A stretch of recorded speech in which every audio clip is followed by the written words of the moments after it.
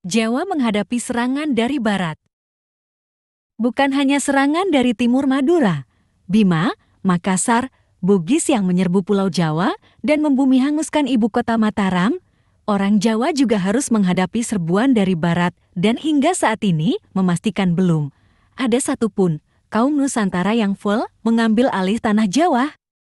Ketika dari Samudra Hindia, muncul Chola Empire yang membumi hanguskan Sriwijaya dan menjajah Sumatera, dan semenanjung Malaya sekitar hampir 100 tahun, sang putri Sriwijaya berhasil melarikan diri dan meminta perlindungan kepada Raja Jawa. India yang mengetahui kehebatan Jawa dalam membinasakan pasukan Sriwijaya di Nganjuk tidak mau ambil resiko.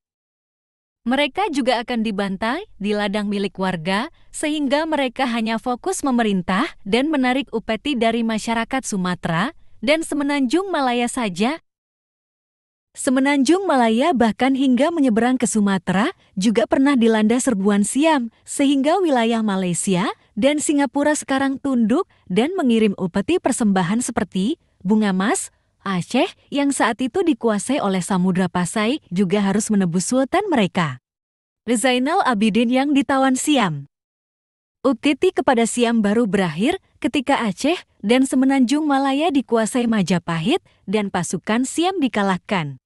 Bahkan tentara Majapahit memberikan pelajaran dengan menggempur negeri Siam dan menduduki ibu kotanya Ayutthaya sehingga mempermudah harta rampasan perang dan janji Siam tidak mengganggu kedaulatan Majapahit di semenanjung Malaya dan Thailand Selatan, selain daripada India dan Siam. Cina juga merupakan kekuatan asing yang menyerbu. Orang-orang Tionghoa ini berhasil merebut Sumatera Selatan, Palembang, Jambi, dan Kalimantan Barat. Mereka juga mendiami pesisir timur Sumatera dan pesisir semenanjung Malaya, serta jaringan distribusi bajak laut mereka kuat dengan tokoh seperti Liang Daoming dan Chen Sui. Ekspedisi Laksamana Cheng Ho menceritakan tentang kekuasaan mereka, dan karena mereka berani menyerang armada tersebut, sehingga Laksamana Cheng memerangi mereka dan membawanya kepalanya ke Beijing untuk dieksekusi untuk berkonfrontasi dengan Jawa. Pemerintah Cina berpikir-pikir dahulu. Mereka telah merasakan bagaimana pasukan mereka dihancurkan oleh gerilyawan Jawa Timur di Daha dan lembah Sungai Brantas hingga Muara Kalimas selama ekspedisi Yuan, dan hanya berani menghasut daerah luar Jawa untuk melepaskan diri dari Majapahit dan menjadi bawahan Cina secara langsung. Dinasti Ming ini menghasut bajak laut Filipina yaitu Sulu untuk menguasai Borneo dan membuat kejatuhan Brunei, tetapi armada Majapahit dikirim ke sana dan sukses mengalahkan mereka dan mengusir keluar dari Borneo ketika tiga raja Sumatera melepaskan diri dari Majapahit dengan dukungan Cina. Maka utusan Cina ditangkap dan dibunuh di laut, serta kapalnya ditenggelamkan, lalu Majapahit memperingatkan dinasti Ming untuk tidak mengganggu kedaulatan Majapahit di Nusantara. Segera ekspedisi dikirim ke Sumatera dan pemberontakan tiga raja tersebut dipadamkan, yang berakibat hancurnya Palembang dan para Mesuara melarikan diri terkatung-katung nantinya menjadi pendiri Kesultanan Melaka. Sriwijaya sebagai kekuatan superpowernya Melayu telah mencoba mendominasi Pulau Jawa. Mereka sukses di Jawa Barat dan Jawa Tengah, tetapi dibinasakan Jawa Timur. Pasukan besar Melayu dari Sriwijaya dan Jambi dikalahkan dengan telak oleh rakyat Anjuk Ladang pada tahun 929. Desa tersebut diberikan Shima dan peristiwa itu menjadi hari lahir kota Nganjuk. Kekuatan besar lainnya adalah Sunda menguasai hingga sebagian besar Jawa Tengah. Mereka meluruh ke Jawa Timur. Saat itu, Airlangga masih sibuk mempersatukan wilayah dan berperang dengan raja-raja daerah Jawa Timur hingga Jawa Tengah seperti Lodoyong, Liwa, Wengker, dan Loram. Serbuan Sunda ini mencapai Tulungagung di selatan, sehingga akomodasi di laut melalui pantai selatan dan di daratan melewati sekitar Gunung Kidul sampai Pacitan. Kekuatan besar Sunda ini menimbulkan kerusakan dan mereka dapat dikalahkan oleh warga setempat, perkiraan sekitar tahun 1025 kurang atau lebihnya, dan tercatat dalam prasasti Horen tepatnya di Kecamatan Campur Darat, Tulungagung, Jawa Timur, Prasasti ini kini disimpan di Museum Sono Budoyo. Di kota Yogyakarta, Sunda berperang melawan Jawa sebagai satu musuh.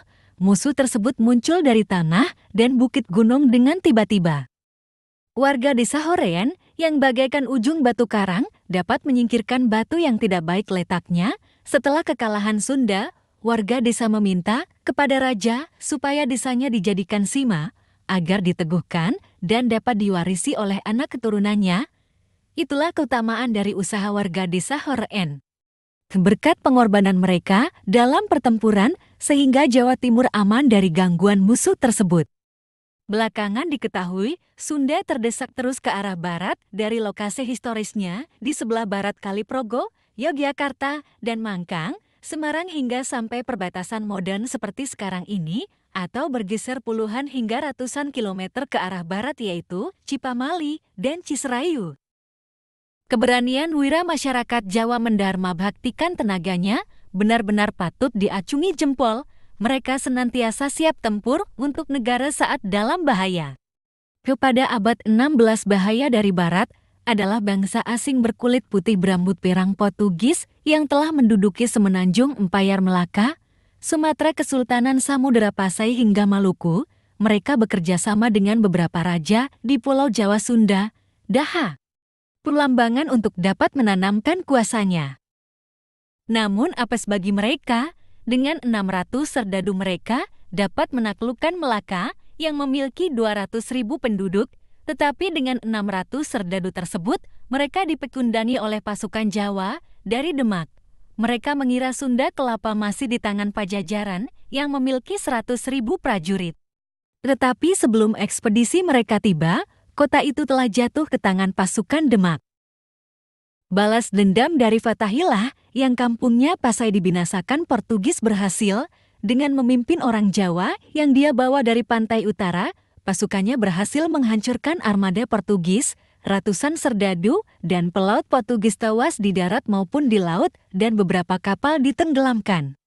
Pulau Jawa selamat sekitar 1,5 abad dari penjajahan bangsa barat tahun 1527 sampai tahun 1677. Nantinya, ketika Keraton Mataram jatuh dan penguasanya meminta bantuan bangsa Belanda VOC, maka kedaulatan Jawa hilang.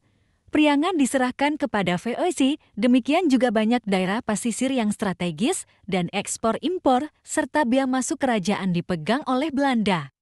Pengangkatan raja baru harus atas izin residen.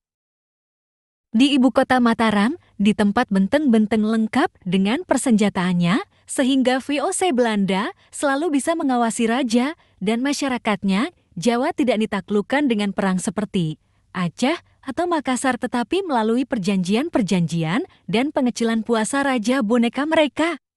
Mataram terpecah menjadi 4 keraton pada tahun 1813. Militansi Jawa sangat berbahaya seperti Perang Diponegoro tahun 1825 sampai tahun 1830. Setelah berakhirnya perang, Belanda dengan bantuan pemerintah kerajaan pribumi melakukan penertiban seperti larangan menggunakan tombak dan berbagai peraturan yang sukses menjadikan orang Jawa lemah lembut. Pemerintahan singkat Jepang sempat membuat militansi rakyat Jawa menguat dilatih dalam PITA, HEIHO, dan lain-lain, serta memberikan faktor perlawanan sengit kepada Belanda, Inggris, dan sekutunya saat masa revolusi fisik tahun 1945 sampai tahun 1949.